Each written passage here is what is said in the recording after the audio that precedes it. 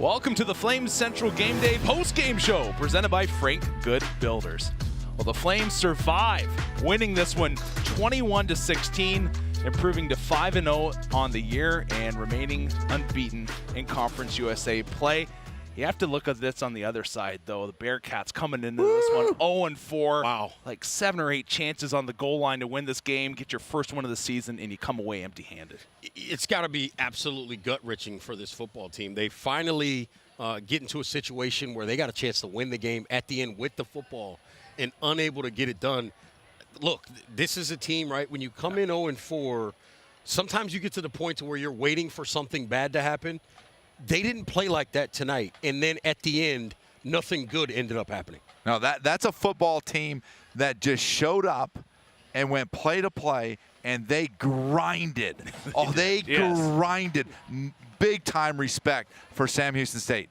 Big time respect for the Bearcats, their coaching staff, their players, and everybody, because that game, when you watch Liberty go textbook on that first drive. Absolutely. Bam, bam, bam, touchdown. Okay, this is going to be easy. They just kept showing up. They kept playing. They kept grinding, and they gave themselves a chance to win the football game at the very end. Guys, I have a question. Could you be any more of a bend, don't break defense than to give up a 98-yard drive at the end of the game and win? I mean, is there any more bend, don't break? No, there is no more bend in that. Yes. Oh, that was incredible. All right, let's look at our game highlights presented by Fink's Jewelers. And as you said, opening drive for LU, everything looked rosy.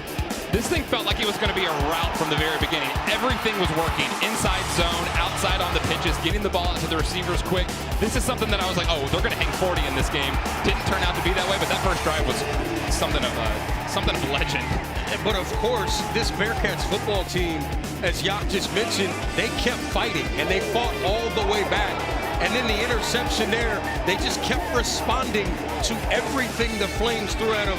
You have to give them a lot of credit for the way they fought in this game. Yeah, you felt as if throughout the game, until they started hitting things on the outside like that for Liberty, the game on the inside kept condensing down further. There were more bodies around the ball. And then sooner or later, they started to really take over defensively, shutting them out. They shut Liberty out in the second half.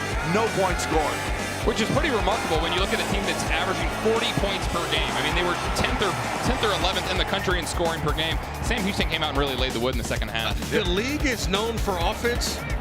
You just meant we had 6 points in the second half. Yeah. Between two teams with athletes, good football players, good play callers, and this guy Shoemaker, he stood in there all night and made throw after throw after throw. They kept him relatively clean. He didn't see a lot of pressure. Took a shot there to throw a touchdown pass, but he did an excellent job in this game, standing back there making every single throw. And there's your first play coming out of the soup. As I like to say, you're coming out of the soup, going almost 97.5 yards or whatever it was. That play right there. That's a miss. That was a walk-in touchdown. But you talk about a shutdown corner. I mean, we're trying the same guy 3 times in a row here. Kobe Singleton, game was on the line, decides, hey, you know what? Let me just take this game in my own hands and end this thing. A man after my own heart. First and foremost, my show is called The Shutdown Corner. So how about that? But also, Singleton, look, this junior out of Tallahassee, Florida, that was some Florida swagger at the end of the game to stop those plays down there on the goal line. Singleton is a D to the A to the W to the G, a dog, baby.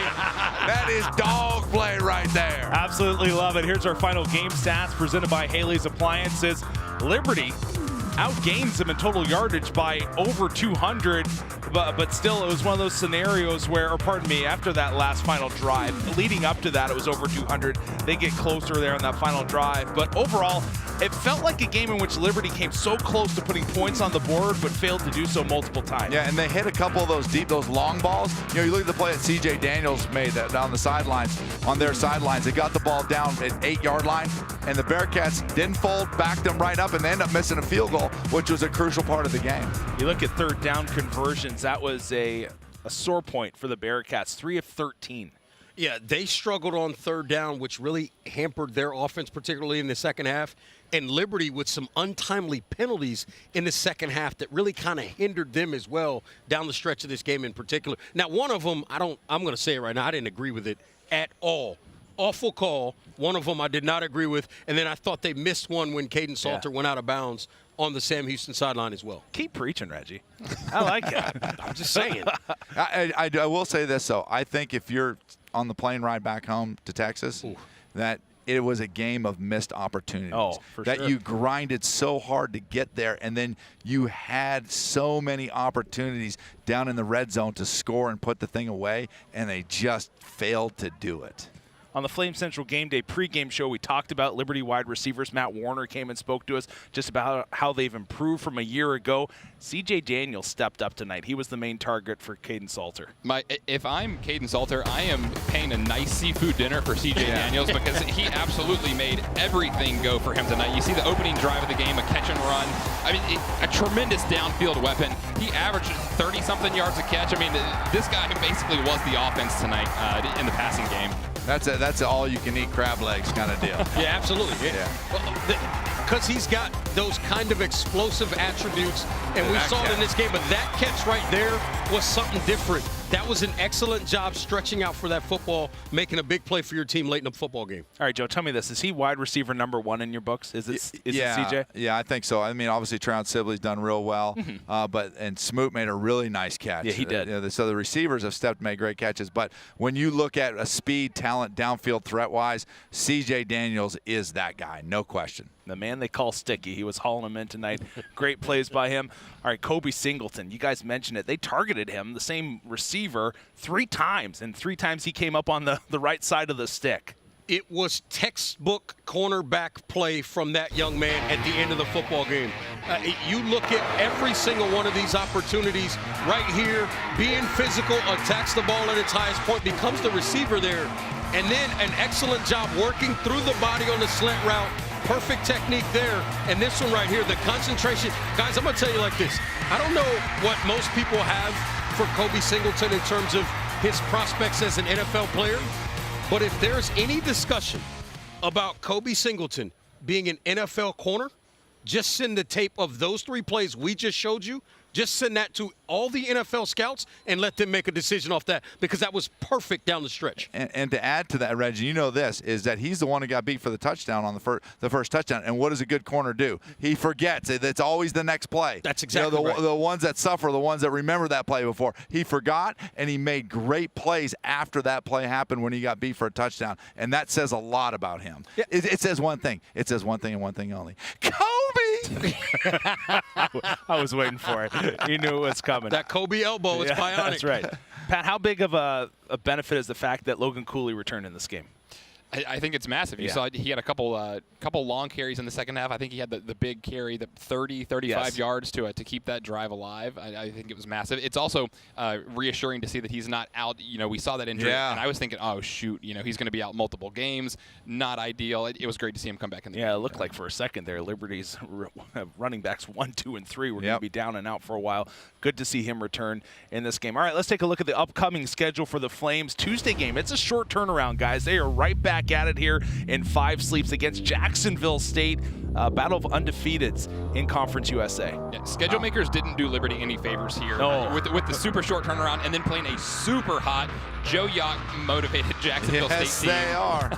That was the Yock Talk sleeper pick. So you watch out. And this Jacksonville State, you look at Sam Houston State game against them. That thing comes down the wire. This thing comes down the wire. So I mean, you're getting some exciting football in Conference USA. Flames return home October 17th, taking on Middle Tennessee. Then a big game on the schedule. If both these teams can stay undefeated in Conference USA play, that is going to be a great one to watch out there in Hilltopper Country. Liberty WKU, and then they double dip back here at home, ODU and Louisiana Tech. But the game I want to touch on here real quick happened on Tuesday. Middle Tennessee State University and Jacksonville State. Gamecocks down and out, it looked like, in that game. They were down big at one point, but then battled back. Comeback kids, like we said. A real athletic team on both sides of the ball.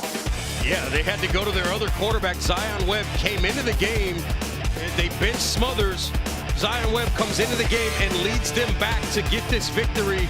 That's an excellent job of being gritty and always being prepared to play by the backup quarterback. Yeah, it was kind of scary to see how explosive this Jacksonville State team is against a Middle Tennessee State team who hangs their hat on good defense. So they have a terrific front four. They've got some guys in the secondary that can play. It was really shocking to see kind of the meltdown in the second half there. You know, where Jacksonville State will give you a problem is that team has speed. And anytime you have overall team speed, you always have the opportunity to stay in a football game. One thing to not forget about why Jackson State is comfortable in this situation, people forget Rich Rodriguez, he was the offensive coordinator at Tulane back in the late 90s when they went undefeated and felt like they had a national championship level team with Sean King and crew at that quarterback position. That offense was Rich Rodriguez. Don't ever forget that. He's comfortable in this situation. Final thoughts as they head into, again, short week, short turnaround. You got to be prepared quickly, and you have to think they're going to be back out here tomorrow doing at least some kind of activity just to kind of get the legs going again. But what do you want to see them clean up here in a short turnaround? Because tonight wasn't pretty offensively, and you have to think it's going to be tough sledding again on Tuesday. Yeah, I mean, I would say this. I would say if I'm in the locker room, not now, because you always celebrate a win. For sure. You always celebrate a win. But tomorrow morning, I'm waking up and say, guys, guess what? Stop reading your own press clippings.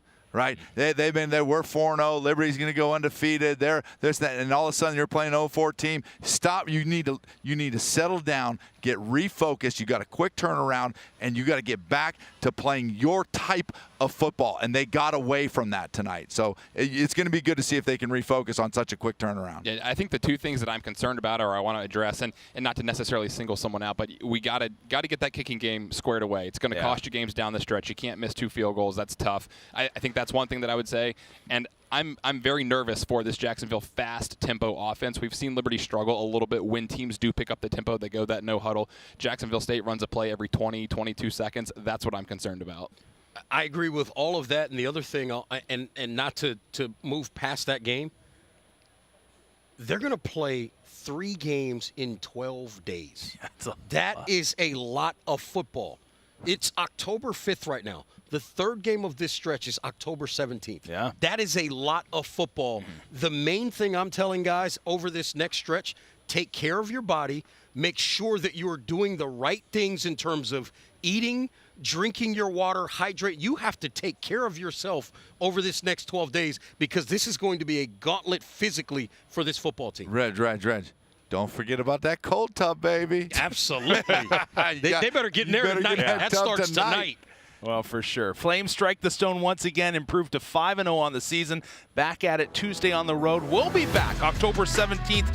Flames Central Game Day pregame show 1 hour before kickoff. We'll see you then. Thanks for tuning in, everybody.